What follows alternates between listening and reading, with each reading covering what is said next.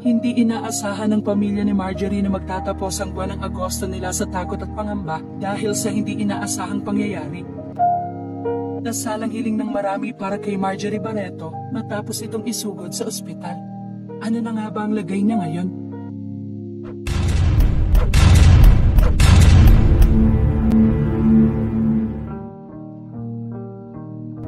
Dahil din sa pagsubok na ito na pinagdadaanan ng kanilang pamilya, na ipakita ng mga anak ni Marjorie ang labis sa pagmamahal ng mga ito sa kanya. Malayong malayo sa madalas na iniiyak ng kanilang ama na si Dennis Padilla sa publiko, na tila basabik sa pagmamahal ng kanyang mga anak sa dating asawa na si Marjorie. Kung si Dennis nga bang magkakasakit, magagawa nga rin bang ipakita ng mga anak niya na sina Julia, Leon at Claudia ang pagmamahal at pag-aalala dito? Sa kabila ng pinagdadaanan ni Marjorie ngayon, bakit nga babatikos pa rin ang natanggap niya?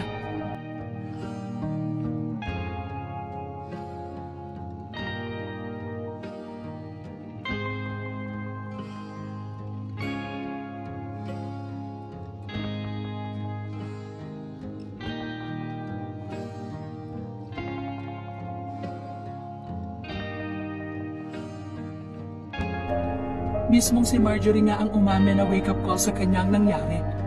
Kaya talagang matindi ang kanyang pinagdaanan bagamat patuloy na nagpapagaling sa ospital.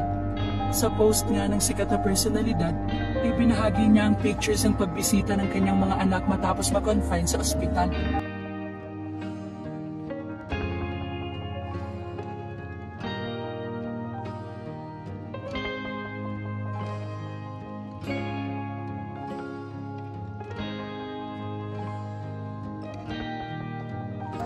Dahil umano sa kapabayaan niya sa sarili dahil sa daming stress, ay labis niya ring pinag-alala ang kanyang mga anak. Dagdag niya pa, wala daw karapatan na magkasakit ang mga ina na katulad niya, lalo na umano ang mga single moms.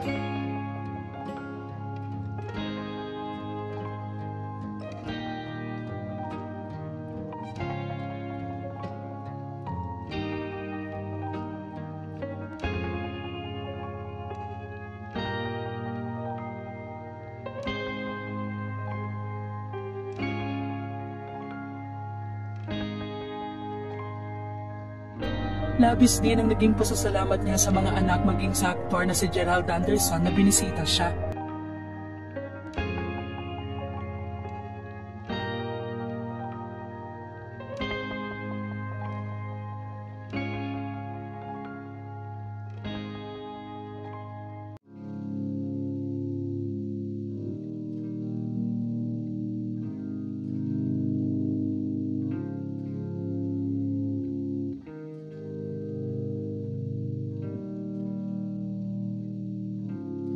Hindi na idinetalya pa ng celebrity mom kung ano nga bang naging sakit niya.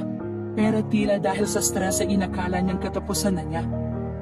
Kaya naging wake-up call kay Marjorie ang nangyari sa kanya ngayon.